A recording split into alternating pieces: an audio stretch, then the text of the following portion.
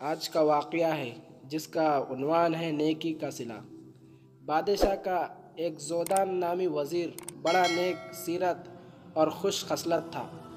بادشاہ اس کی بڑی عزت کرتا تھا، لیکن وزیر سے اتفاقاً ایک غلطی ہو گئی جو بادشاہ کو بہت بری لگی اور اس کی ساری جائیداد ضبط کر کے بادشاہ نے اس کو قید کر دیا۔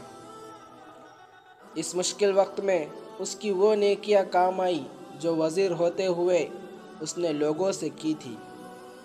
وہ سپاہی اس کے مددگار بنے جنہیں اس کی ذات سے کوئی نہ کوئی فائدہ پہنچا تھا۔ اس طرح اسے محسوس نہ ہوا کہ وہ قید میں ہے۔ اسی دوران پڑوسی ملک کے بادشاہ نے اپنے ایک خاص آدمی کے ہاتھ قید میں پڑے وزیر کے نام ایک خط بھیجا، جس میں لکھا تھا کہ ہمیں یہ جان کر بڑا افسوس ہوا کہ تم جیسے قابل قدر اور نیک وزیر کو قید کر کے ذلیل کیا گیا ہے۔ اگر تم چاہو تو تمہاری رہائی کا انتظام کیا جائے، ہم تمہیں اپنا وزیر بنا لیں گے۔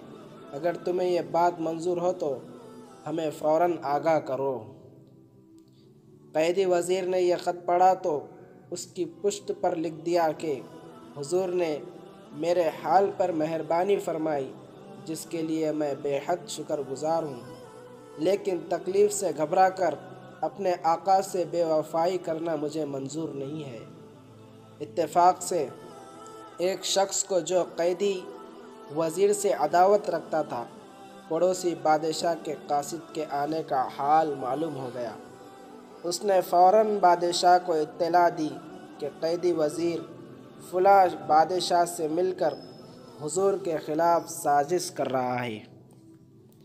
بادشاہ نے سپاہی بھیج کر اس قاصد کو جو وزیر کا جواب لے کر جا رہا تھا گرفتار کر لیا۔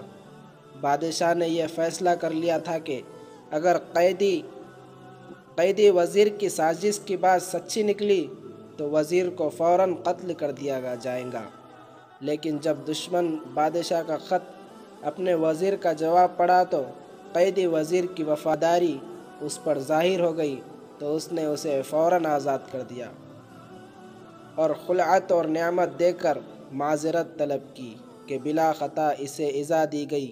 وفادار وزیر نے کہا، بادشاہ سلامت، اس امر میں آپ کی کچھ خطا نہیں، بلکہ تقدیر میں یہی لکھا تھا۔